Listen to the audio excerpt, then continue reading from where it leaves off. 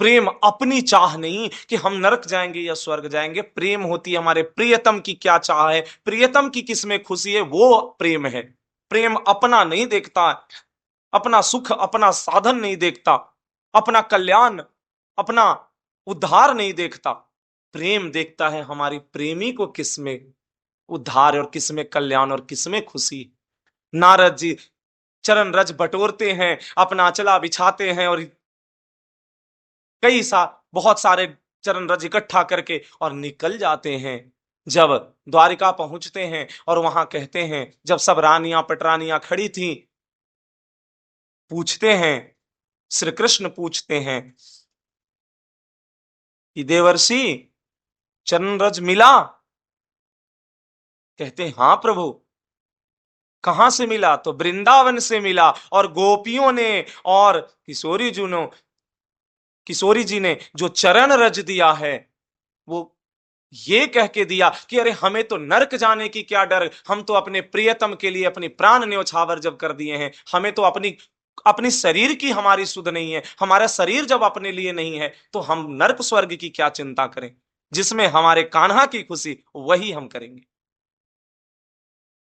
अब ये बात सुन करके जो पटरानियां थी वो सर सबकी नीचे झुक गई, और जो उनके हृदय में जो गोपिकाओं की प्रेम की प्रति एक जो लघु भाव आया था, वो आज सब धुल गया, निकल गया। और उन्होंने यही कहा, धन्य है वो गोपिकाएं जिन्होंने अपने प्रियतम के लिए पूरा जीवन समर्पित कर दिया, और हम अपनी एक चरण रज देने के नाम से ये कहने लगे कि हमें नरक जाना पड़ेगा। तो ये क्या है? ये साधन है। कर्माबाई जी को देखो, कर्माबाई जी को क्या हुआ? उन्होंने नियम कानून नहीं देखा कि हम ये स्नान करके इतने पवित्र हो करके हम भोग बनाएंगे तो प्रभु को हम पवाएंगे, तो प्रभु प्रसन्न होंगे। नहीं, वो बोले नहीं, हम रात्रि में ही हम भोग पवाएंगे प्रभु को अपने हाथों से। और नित्य क्रिया से पहले ही वो प्रभु के लिए भोग बना लेती और जगन्नाथ जी को पवाते, और जगन्नाथ जी बड़े प्रेम से पाते। जब एक ब्राह्मण ने नियम संयम को मानने वाले, जब एक ब्राह्मण ने आकर के देखा और पूछा कि कर्मा भाई तुम इतनी रात लेट कहां जा कर्मा भाई तुम इतनी विलंब से कहां जा रही हो? तो कर्मा बाई कहती है कि हम स्नान करने जा रहे। तो इतनी विलंब से? सूर्योदय कब का हो गया है, एक भक्त को इतने विलंब स्नान नहीं करना चाहिए। तो कर्मा बाई कहती हैं कि क्योंकि हम अपने जगन्नाथ जी के लिए अमनिया कर रहे थे, और उनको भोग पधरा करके, उनको भोग पवा करके और तब हम जाते। तो बिना स्नान ध्यान किए हुए तुम भोग बनाती हो, अमनिया करती हो? छी छी छी, ये कैसी सेवा है, कैसी अमनिया और कैसी भक्ति है? ऐसा मत करो, स्नान करके किया करो। अब सीधी सादी भोली भाली कर्माबाई, वो तो भाव में प्रेम में प्रभु को भोग पधराती थी, अमनिया करती थी। अब वो पंडित ब्राह्मण की बात जब वो सुनी तो उसे लगा सही बात है, हमें स्नान ध्यान करके करना चाहिए, ऐसा कह रहे हैं ब्राह्मण देवता।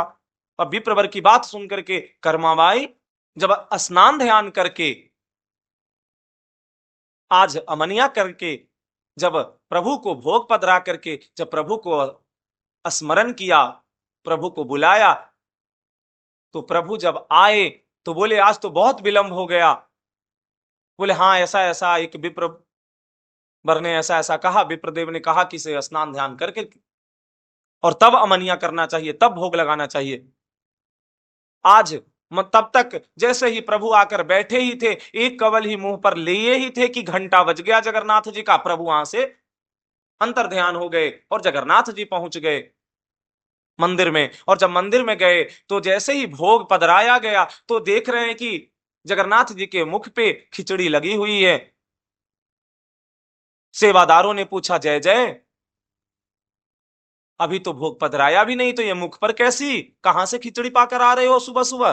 तो प्रभु कहते हैं कुछ नहीं, कर्माबाई ने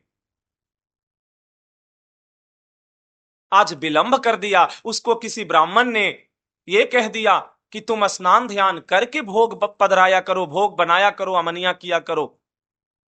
वो नियम के चक्कर में पड़ गई और आज विलंब से हमको भोग लगाई, नहीं तो वो रोज है जो प्रातः ही हमको भोग पधरा देती है। इसीलिए तुम उससे कहना कि किसी वो नियम कानून के चक्कर में ना पड़े, नियम संयम के चक्कर में ना पड़े।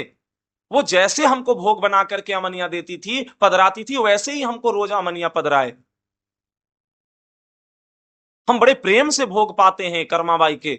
ये बात सुनकर के सेवादारों को हृदय भाव विभोर हो गया और कर्माबाई से सब मिले, कर्माबाई को बुला करके कर्माबाई की खिचड़ी प्रभु की भोग में शामिल किया जाने लगा।